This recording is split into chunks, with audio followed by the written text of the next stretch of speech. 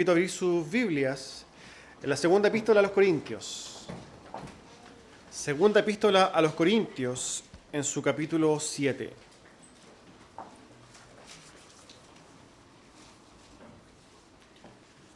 Segunda carta a los Corintios, entonces capítulo 7. Vamos a estar leyendo desde el versículo 2 al versículo 7 el día de hoy. Dice así la palabra del Señor. Admitidnos, a nadie hemos agraviado, a nadie hemos corrompido, a nadie hemos engañado. No lo digo para condenaros, pues ya he dicho antes que estáis en nuestro corazón, para morir y para vivir juntamente. Mucha franqueza tengo con vosotros. Mucho me glorío con respecto de vosotros. Lleno estoy de consolación, sobreabundo de gozo en todas nuestras tribulaciones. Porque de cierto, cuando vinimos a Macedonia, ningún reposo tuvo nuestro cuerpo, sino que en todas formas fuimos atribulados. De fuera, conflictos. De dentro, temores. Pero Dios, que consuela a los humildes, nos consoló con la venida de Tito. Y no solo con su venida, sino también con la consolación con que él había sido consolado en cuanto a vosotros, haciéndonos saber sobre vuestro gran afecto, vuestro llanto, vuestra solicitud por mí, de manera que me regocijé aún más. Hermanos, tome asiento. Antes, cierto, de pasar a nuestra predicación, recordamos nuestras actividades. El día miércoles tenemos culto de oración, al cual están todos cordialmente invitados. El día viernes también tenemos un estudio a las 8 de la tarde, al cual también están invitados. Y el día de hoy, guardando este día glorioso de Dios, el día del Señor, ¿no? Desde las 11, terminando a las 7 de la tarde en nuestro culto evangelístico. Dicho eso, hermanos, vamos al texto. El día de hoy el sermón se titula La consolación de Pablo. Quizás por lo que ya leyeron pudieran entender, quizás un poco claro ya, ¿no? el texto para ver de lo que se habla en general. Sin prejuicio de ello, ¿no? Vamos a contextualizar un poco respecto a esto. La semana pasada, ¿no? Hicimos una pausa por motivo de nuestro aniversario. Entonces hicimos una predicación diferente. Ahora hicimos un paréntesis, ¿no? Pero antes de eso, la semana antes pasada, habíamos predicado el versículo 1. El versículo 1 de esta epístola de este capítulo, donde el apóstol Pablo, ¿cierto?, nos había llamado, ¿no?, a santificarnos. Es más, esto estaba enmarcado en un contexto un poquito mayor, donde el apóstol Pablo, ya desde el capítulo anterior, el capítulo 6, viene llamando a los corintios para que le reciban. ¿Por qué? Porque recordamos, ya yendo, quizás mirando desde más lejos el contexto de la carta, el apóstol Pablo está escribiendo a los corintios. ¿Por qué? Porque hay un quiebre en esa relación. El apóstol Pablo ha sido rechazado, ¿cierto? ¿Por qué? Porque cuando el apóstol Pablo mandó una segunda carta, que no está en nuestra epístola, los corintios la recibieron mal, fue mal recibida. Y es más, cuando el apóstol Pablo fue, entonces hubo un quiebre y se apartó de ahí y las relaciones estaban quebradas. Es así que el apóstol Pablo empieza a escribir, y esto es importante quizás para el sermón del día de hoy, escribir esta carta con el anhelo en particular de reconciliarse con ellos. Por eso vemos que el tenor de los primeros 6 capítulos es justamente esto, tratar de reunirnos, de reconciliarnos. Y particularmente desde el versículo 6, entonces él empieza a decirles, recíbanme. Y es ahí cuando nosotros vimos donde el apóstol Pablo dice, no se unan en yugos desiguales, no se unan con los incrédulos, deberían unirse con ¿quiénes? Con los creyentes. Y deberían santificarse. Es así entonces que comienza este capítulo 7 llamando a la santificación. Pero aquí vuelve el apóstol Pablo entonces a hablar y a pedir a los corintios el ser recibido. Ahí, dicho esa introducción, entonces ahora nos podemos meter al texto, introducirnos al texto para poder comprender por qué el apóstol está diciendo lo que está diciendo. Vamos al texto, el versículo 2. Dice entonces, admitidnos, a nadie hemos agraviado, a nadie hemos corrompido, a nadie hemos engañado. El apóstol comienza este fragmento entonces con una petición a los corintios. Les pide, le hace una solicitud. Admítanme, o de alguna manera concédanme algo. Denme una concesión. Reconozcan algo nuestro, reconozcan algo mío y de mis colaboradores. ¿Para qué? Para que nos reciban, ¿cierto? esta solicitud, ¿no? Es para que los corintios justamente abran su corazón. Esto es lo mismo que también anteriormente les había dicho en el capítulo 6. El apóstol Pablo le había dicho, mi corazón está ensanchado por ustedes, pero ustedes también ensanchen su corazón para conmigo, ¿cierto? Es la solicitud continua del apóstol Pablo. Y aquí le está diciendo, entonces, admítannos. Y el apóstol Pablo no, de alguna manera, no escatima en esfuerzos. ¿Para qué? Para que los corintios le reciban. Entonces lo que va a hacer es tratar de argumentar esto. Recíbame, ¿por qué? Porque la verdad es que yo no le he hecho nada malo a ustedes. Yo no he agraviado a nadie, yo no he engañado a nadie. El apóstol Pablo entonces argumenta el hecho de que no les ha hecho mal a ellos. ¿Qué es lo que hizo el apóstol Pablo? El apóstol Pablo, ¿y qué es lo que generó este quiebre? El apóstol Pablo fue a predicarles la verdad. Fue a decirles, a mostrarles y a enseñarles la palabra de Dios, que muchas veces es molesta, que muchas veces es dura, que muchas veces no le gusta a la gente. Y esto es lo que le pasó al apóstol Pablo. El apóstol Pablo habla de manera transparente. ¿Por qué? Porque de verdad, él no ha hecho nada malo. Lo único que hizo con los corintios es confrontarlos con la Escritura. ¿Y cuál fue la respuesta de los corintios, que por lo demás fueron descritos como carnales? El apóstol Pablo fue rechazado. ¿Por qué? Porque tu palabra es muy dura. Esto no le pasó solamente al apóstol Pablo, ¿no? Le pasó a Jesucristo. Juan capítulo 6. Pueden leer todo el relato. ¿Quiénes se quedaron con Jesús en Juan capítulo 6? Sus apóstoles. Después de declararnos, ¿dónde iremos? ¿A dónde iremos si solamente tú tienes palabra de vida eterna? Pero ¿qué pasó con los seguidores? Con los que habían de alguna manera simpatizado con el mensaje de Jesús, pero con la parte linda, ¿no? Con la reproducción de los panes y los peces, de los milagros, ¿cierto? De las parábolas, las enseñanzas, podríamos decir, generales. Pero al momento de entender la parte, digamos, intransigente de la Escritura, ahí ya no me gustó. Esto es lo que sucede el día de hoy también en muchos lugares, ¿no?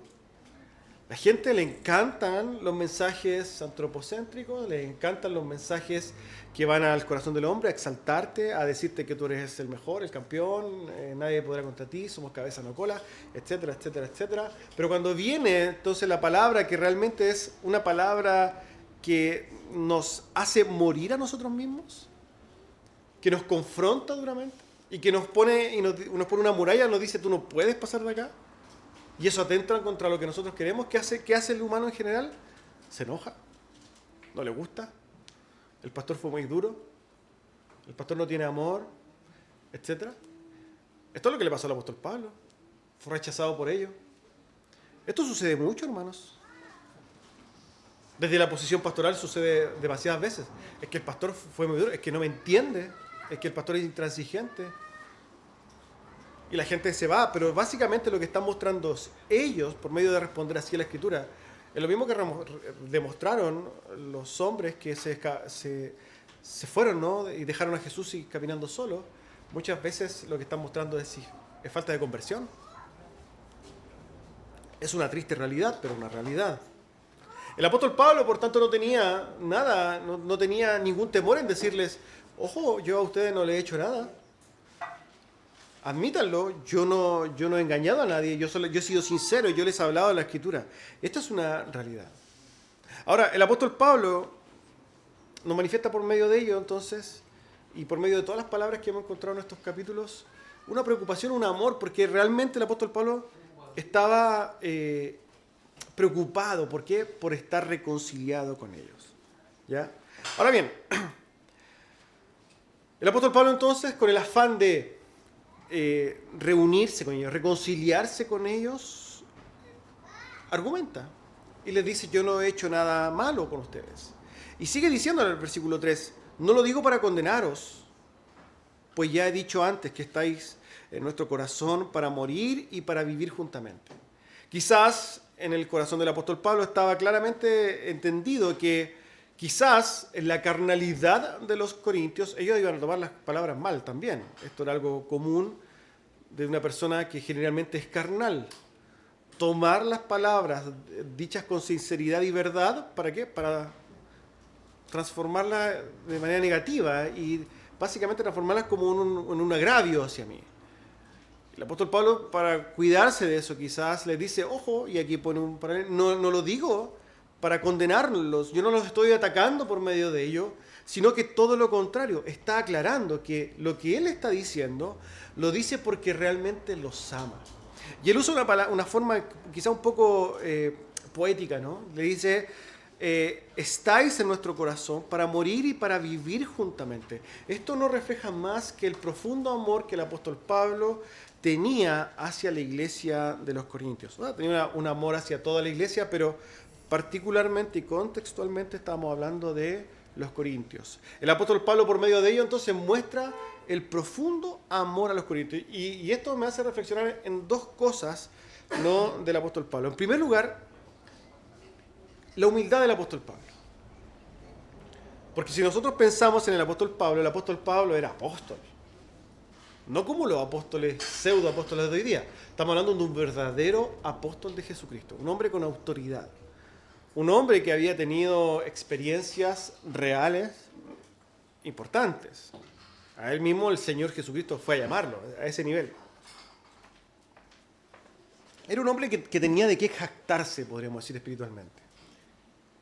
Y por tanto podría ensalzarse y ser el gran hombre, ¿no? Que nosotros hemos visto quizás videos de hombres en iglesias en África y cosas así, que son tan santos que caminan sobre personas.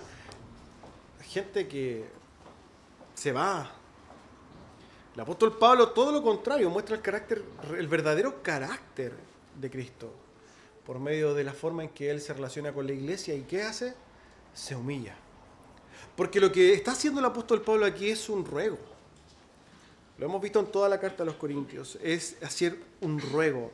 Él se baja, él se humilla y básicamente lo que hace es tratar de argumentar, no poner las reglas, sino que tratar de argumentar para ganarse el corazón de ellos. Se humilla. Me lleva a la segunda reflexión, que él se humilla por amor. El amor es el verdadero motor por el cual él se humilla. Lo que está mostrando él ahí es justamente una manifestación gloriosa del amor. Y como hemos dicho, lo que está haciendo el apóstol Pablo es mostrar el carácter de Cristo. Él mismo lo va a decir a la carta a los Filipenses. Lo dice así. Por tanto, Filipenses capítulo 2, por tanto, si hay alguna consolación en Cristo, si algún consuelo de amor, si alguna comunión del Espíritu, si algún afecto entrañable, si alguna misericordia, completad mi gozo sintiendo lo mismo, teniendo el mismo amor unánime, sintiendo una misma cosa. No hagáis por contienda, nada hagáis por contienda o por vanagloria, antes bien con humildad estimando cada uno a los demás como superiores al mismo. No mirando cada uno por lo suyo, sino que cada cual también por lo de los otros. Haya pues en vosotros este sentir que hubo también en Cristo Jesús, el cual, siendo en forma de Dios, no estimó el ser igual a Dios como cosa que aferrarse, sino que se despojó a sí mismo, tomando forma de siervo, hecho semejante a los hombres, y estando en la condición de hombre, se humilló a sí mismo, haciéndose obediente hasta la muerte y la muerte de cruz. Lo que hace el apóstol Pablo en los Filipenses, ¿cierto?, es mostrarles las consecuencias del verdadero amor que nos lleva a humillarnos. Y para eso tenemos el ejemplo de Cristo. Cristo es el máximo ejemplo de humillación y el máximo ejemplo de amor. Por tanto, lo que vemos ahí es que el apóstol Pablo, siguiendo sus pasos en amor a los corintios, se humilla y no tiene problema en hacerlo. Eso es algo muy diferente a lo que vemos generalmente en el evangélico promedio hoy día, ¿no? Nos cuesta mucho humillarnos a nosotros mismos por amor. ¿Cuántos profesantes de la fe realmente se humillan por amor? ¿Cuántos están dispuestos a renunciar, ¿cierto?, a su nombre? ¿Cuántos están dispuestos a renunciar a su honor o a su posición? ¿Por qué? Por amor a los demás. El apóstol Pablo sí está dispuesto a hacerlo.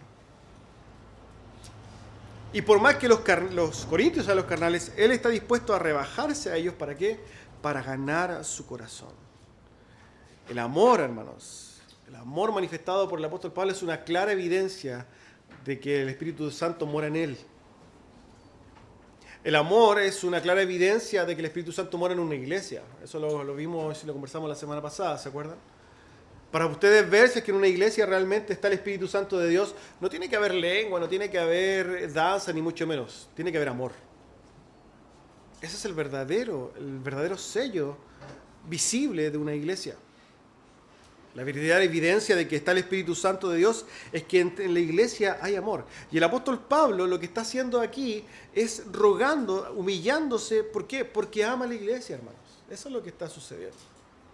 Ahora, veamos lo que sigue sucediendo con el texto, porque espero que ustedes se hayan dado cuenta de una sutileza clara, la cual vamos a ver inmediatamente. Versículo 4. Mucha franqueza tengo con vosotros, mucho me glorío, con respecto de vosotros, lleno estoy de consolación, sobreabundo de gozo en todas las tribulaciones. ¿Se dan cuenta de que hay un cambio en el tenor de las palabras del apóstol Pablo? Espero que sí se dé cuenta. Sucedió algo aquí. Ya no es la misma forma en que el apóstol Pablo está escribiendo. Hay un cambio en el tenor de las palabras del apóstol. ¿Qué sucedió? Pasa de suplicar a ellos, ahora a decirles, ahora yo estoy pero lleno de gozo y estoy consolado, y empieza a relatar algo. Y es que efectivamente algo sucedió en este intertanto. Mientras el apóstol Pablo estaba escribiendo esta carta, entendemos que aquí hubo un paréntesis. Quizás los versículos siguen, pero aquí hubo un paro. Y algo sucedió entre medio para que el apóstol Pablo ahora cambie su forma de hablar a los corintios. ¿Y qué sucedió? Se encontró con Tito. Vamos a ver cómo el apóstol Pablo lo empieza a relatar. Pero él entonces ahora le dice, yo le hablo con franqueza, le hablo ahora con confianza. Yo ahora me siento con la capacidad de hablarles a ustedes con franqueza y con confianza. Ahora yo en esta confianza les digo que estoy pero tremendamente orgulloso de ustedes. Eso es lo que dice, ¿no? Mucho me glorío con respecto de vosotros. Esta es una forma de decirle que él está orgulloso de ellos. El apóstol Pablo ahora se ve que está feliz. Por sus palabras se ve que rebosa efectivamente de felicidad. ¿Por qué? ¿Por qué estaba tan orgulloso de los corintios si los corintios lo habían rechazado? Si los corintios le habían dado la espalda, si los corintios habían seguido a falsos maestros, habían despreciado al apóstol Pablo. Pero él dice, yo estoy orgullosísimo de ustedes ahora. Es porque algo había sucedido. Justamente Tito había llegado y había traído muy buenas noticias. En esa misma línea entonces dice, yo estoy lleno de consolación. Mi corazón está consolado. Yo ahora estoy feliz. Estoy fortalecido, dice el apóstol Pablo. Y dice que entonces sobreabunda de gozo en todas las tribulaciones. Va a decir más adelante cuáles son sus tribulaciones. Pero el punto acá es que el apóstol Pablo está lleno de consolación y abunda en gozo. Pasa entonces desde una súplica, desde un corazón quizás adolorido, ¿no? De estar pidiéndole a ellos reconciliación, ahora a un corazón lleno de gozo, lleno de consolación, lleno de alegría. ¿Por qué? Porque algo había sucedido, efectivamente. Y él dice entonces que en medio de las diferentes tribulaciones ha encontrado ahora un regocijo, un consuelo. Por eso el título también del sermón es el consuelo del apóstol Pablo. Efectivamente aquí se muestra el consuelo del apóstol Pablo. Siguiendo el texto, veamos lo que dice el versículo 5. Porque de cierto, cuando vinimos a Macedonia, ningún reposo tuvo nuestro cuerpo, sino que en todo fuimos atribulados, de fuera conflictos y de dentro temores. Aquí el apóstol Pablo empieza a aclarar de qué conflicto estamos, de qué tribulaciones estamos hablando. Ya sabemos que el apóstol Pablo viajaba, ¿no? Tiene los viajes misionarios que nosotros podemos estudiar, etcétera, ¿cierto? Sabemos entonces que él en este momento está escribiendo desde Macedonia. En sus viajes él no andaba, ¿cierto?, haciendo turismo. Él estaba predicando el Evangelio, trabajando para la obra de Dios. Estaba predicando, ¿cierto?, el Evangelio y estableciendo iglesias, ¿cierto? Y por medio de ese trabajo él sufría persecuciones de judíos, persecuciones de autoridades romanas, persecuciones de incluso otros pseudo o otros cristianos. Él sufría persecución de todos lados. Él dice ahí, describe que cuando vino a Macedonia entonces no tuvo reposo su cuerpo, él estuvo cansado, ¿cierto? Él trabajó. Es un ejemplo ya eso, el hecho de que él pueda decir, yo trabajando para la obra del Señor, no he tenido reposo, espero que este sea algo que todos podamos decir, porque generalmente cuando nosotros decimos, ¿de qué estás cansado? No, estoy cansado del trabajo, que es de esto, que es mi familia, pero difícilmente escuchamos, no, es que estoy trabajando tanto en la hora que estoy cansado, hermano, que salgo a predicar todos los días, esto no sucede, no es nuestro contexto. Pero deberíamos por lo menos esforzarnos en trabajar, algo por último, ¿no? Ahora, el apóstol entonces dice que tiene muchas tribulaciones, y él dice que ha tenido tribulaciones por fuera, las cuales se han transformado en conflictos varios, y ya sabemos, y aquí queda un dato quizá adicional, en esos tiempos, hermanos, no existía ni el WhatsApp, esto es algo que ya todos saben, no existía el correo electrónico ni mucho menos, ¿no? Con suerte existían los correos, que por lo demás se demoraban mucho. Ahora, fíjense la dificultad que hay en que se puedan coordinar el apóstol Pablo y Tito. En el momento en que el apóstol Pablo le da la misión a Tito, le dice, Tito, por favor, ¿tú podrías ir a Corintios a interceder por mí? Puedes ir y hablar con ellos, estar con ellos y enseñarles y decirles que yo realmente lo amo. ¿Podrías ir a abogar por mí para reconciliarnos? Anda, y después nos encontramos. Yo voy a estar viajando, entonces nos encontramos. ¿Qué te parece si nos encontramos por allá, por Éfeso? O Esmirna, podemos también coincidir. Esto es una cosa que es muy difícil de coordinar. Es tanto así que se estima, ¿no?, que el tiempo en que el apóstol Pablo mandó a Tito, que Tito estuvo ahí en Corintios con ellos, ayudándolos, y después que pudieran coincidir, hasta que coinciden, ¿no?, se estima que pasaron unos cuantos años. Entonces, en este tiempo que pasó, el apóstol Pablo dice que ha tenido entonces tribulaciones varias. Y podemos entender que si, imaginemos que pasaron 3 años, en 3 años el apóstol Pablo debe haber pasado varias tribulaciones, en la carne, persecuciones, golpes. En la Biblia se describe una serie de padecimientos del apóstol Pablo, pero no sabemos cuántos más tuvo y cuánto estuvo en este tiempo. Pero el apóstol Pablo dice que tuvo padecimiento. Entonces, hubo padecer en su cuerpo. Estuvo atribulado. Pero adicionalmente, pensemos en el lado espiritual, en el lado invisible de esto. Porque el apóstol Pablo tenía en su corazón un sentir, no sé si podríamos llamarlo culpabilidad, pero sí tenía un dolor. ¿Por qué? Por esta relación fragmentada con los corintios.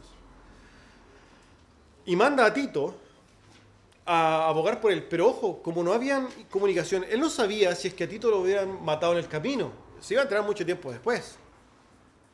Porque supo a alguien que después le avisó a otro y así. No es como ahora que, oye, murió alguien en Puerto Montt, no sé, y inmediatamente nosotros sabemos a los 5 minutos. En esos tiempos no. Tito se podía haber ido y no sé nada de él. Entonces, en el corazón del apóstol Pablo, todo este tiempo había una espina constante.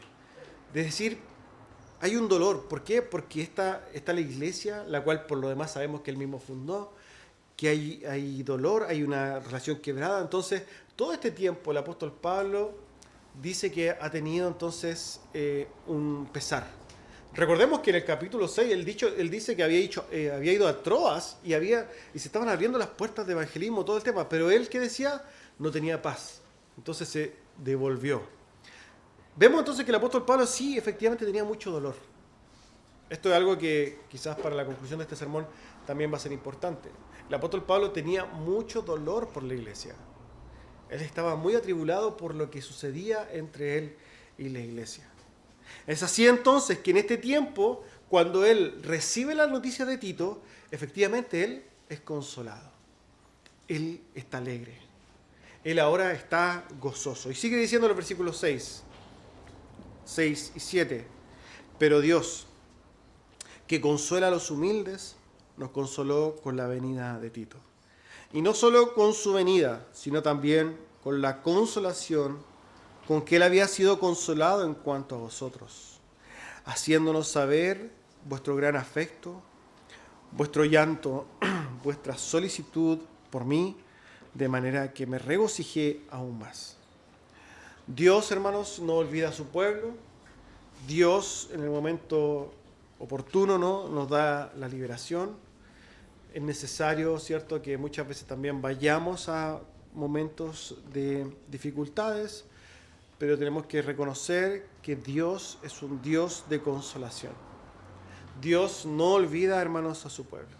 Dios reconoce, ¿cierto?, a su pueblo, el clamor de su pueblo. La Escritura está llena de esos testimonios, de cómo el Señor, dice ahí, se acuerda, en su pensamiento está el humilde para ir a socorrerlo.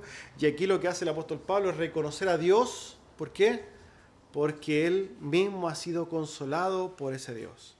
Él reconoce que el hecho de que Tito haya ido, de que los corintios haya sido transformado su corazón, él reconoce que esto es obra de Dios.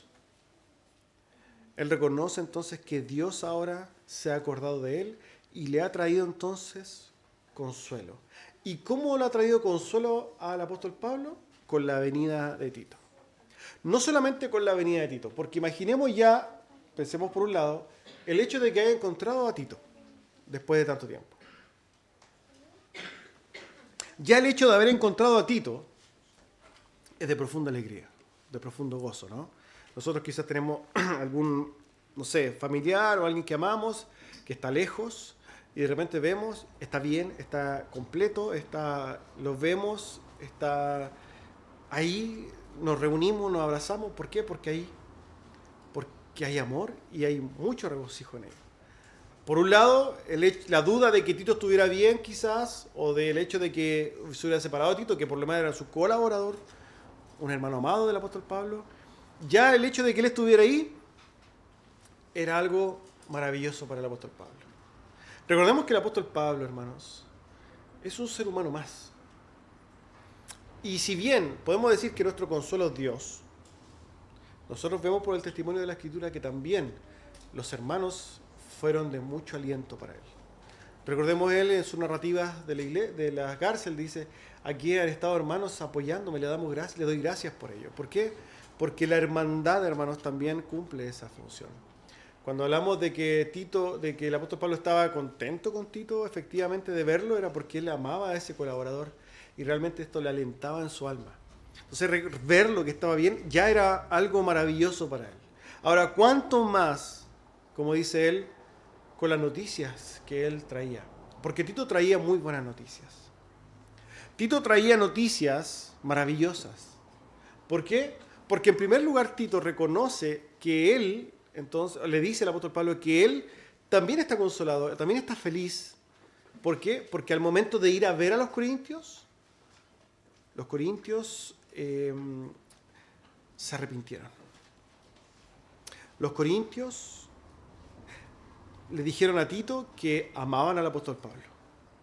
Dice ahí, el mismo texto, si nosotros nos fijamos, dice que el Tito le dice, haciéndonos saber vuestro gran afecto.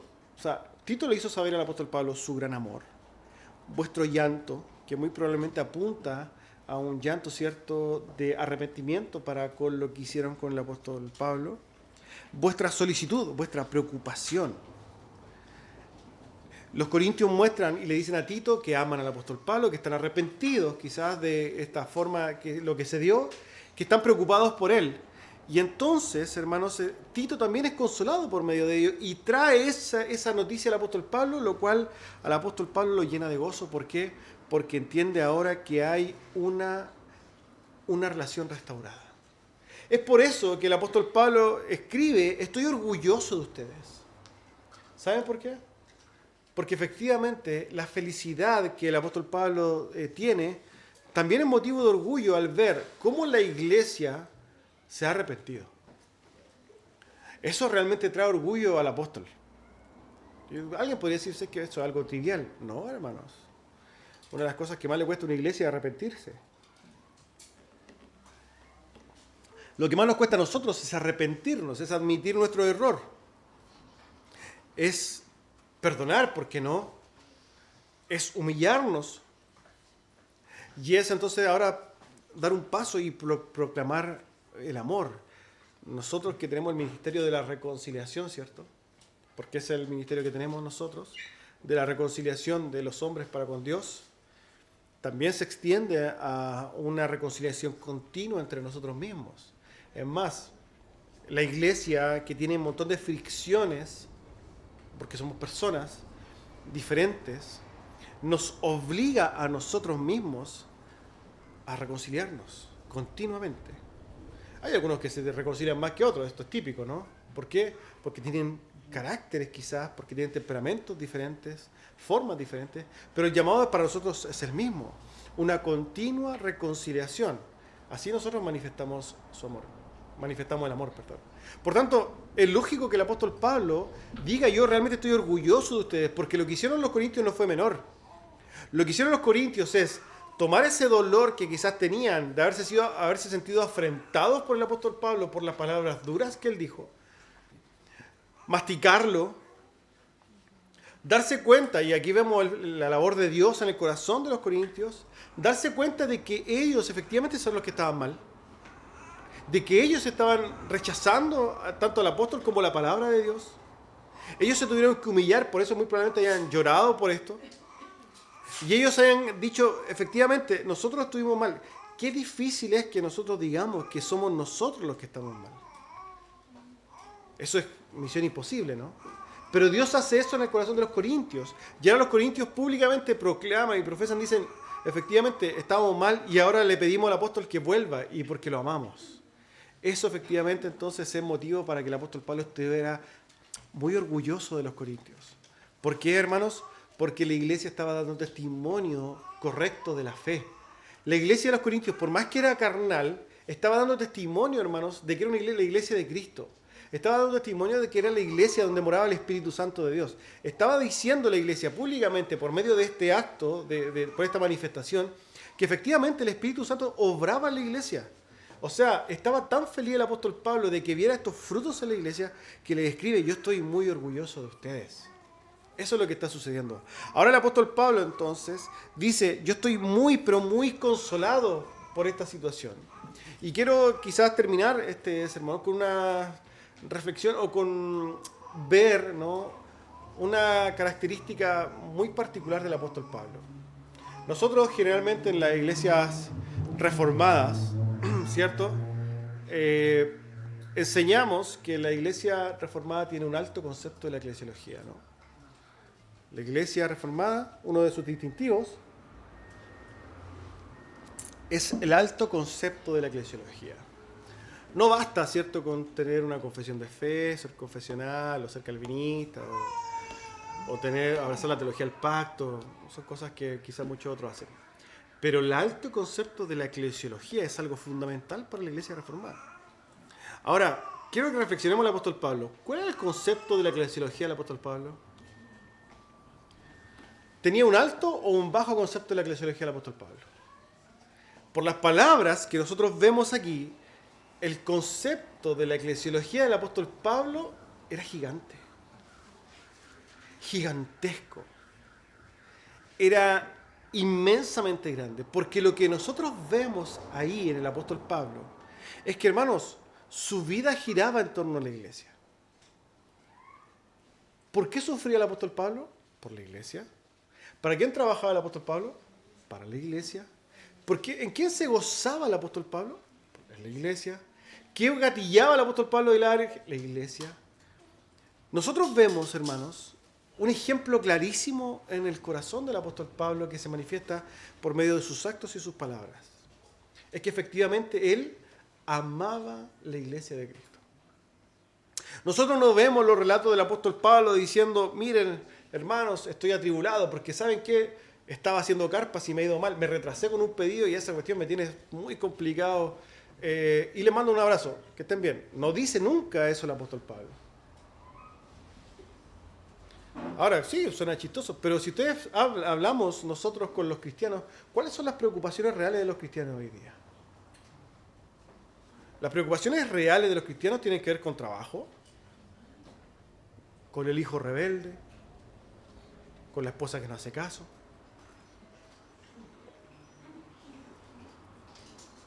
dolores del cuerpo hoy día, para variar, no tengo lo que quiero, me falló el auto. Esas son la realidad de las de las congojas del corazón de los profesantes de la fe hoy día. Es una realidad triste, hermanos. Nos reímos, pero una realidad triste. Las preocupaciones nuestras no tienen nada que ver con la iglesia. Vamos a hablar de la generalidad. No estoy apuntando de que todos son culpables, no. La generalidad, a cada uno que pueda ver en su propio corazón y meditar en su propia vida para que pueda pensar en cuánto a mí me determina la iglesia. Si pasa algo en la iglesia, esto me acongoja. ¿Significa algo para mí? Si algo le pasa a mi hermano, realmente si veo a mi hermano que está enfermo, a mí me importa o me da exactamente lo mismo. ¿Dónde están mis pensamientos? Porque si usted se hace llamar reformado, bautista reformado, no sé, y dice, yo entonces abrazo todo lo que la iglesia bautista reformada ha creído históricamente, yo debería entonces también pensar de la misma manera, y para mí la iglesia debería ser algo muy, pero muy importante. Yo debería estar pendiente de qué sucede con mis hermanos. ¿Qué vive mi hermano? Yo dolerme con ellos, alegrarme con ellos. La Escritura está repleta de esto, hermanos. El llamado del Señor Jesucristo es amar a tus hermanos como Él mismo nos amó a nosotros. Ese es un mandamiento importantísimo. Por tanto, la pregunta es, si el apóstol Pablo entonces ama a la iglesia, sufre por la iglesia, trabaja por la iglesia, y él después dice, hermanos, imíteme a mí como yo imito a Cristo. Y ahora yo me voy entonces al consejo, me voy al ejemplo de Cristo. ¿Qué hizo Cristo por la iglesia? No, Jesús caminó, tuvo su camino, ¿cierto? Anduvo haciendo milagros, pero la verdad no estaba ni ahí con la iglesia. ¿Eso es lo que realmente pasó con Jesús? La Escritura dice que Jesús amó tanto a la iglesia que se entregó a sí mismo por ella, está en Efesios. Dio su vida por la iglesia, hermanos.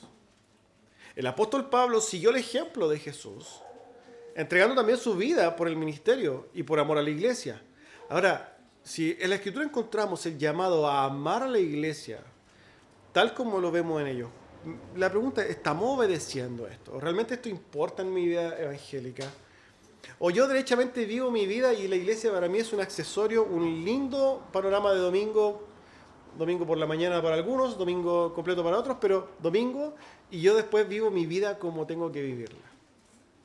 No, hermanos, ese no es el ejemplo, y no es el testimonio de las Escrituras, no es la enseñanza de las Escrituras, no es el ejemplo de las Escrituras bajo ningún punto de vista. Lo que vemos ahí, hermanos, en las palabras del apóstol Pablo, en las acciones del apóstol Pablo, es un corazón volcado a la iglesia, amando a la iglesia, entregándose a sí mismo por ella, viviendo y muriendo por ella. Por eso él les dice ahí, en el versículo que vimos anteriormente, yo a ustedes los amo para vivir y morir con ustedes. ¿Está eso en nosotros? ¿Estamos nosotros para vivir juntos de tal manera que estamos para vivir y para morir juntos?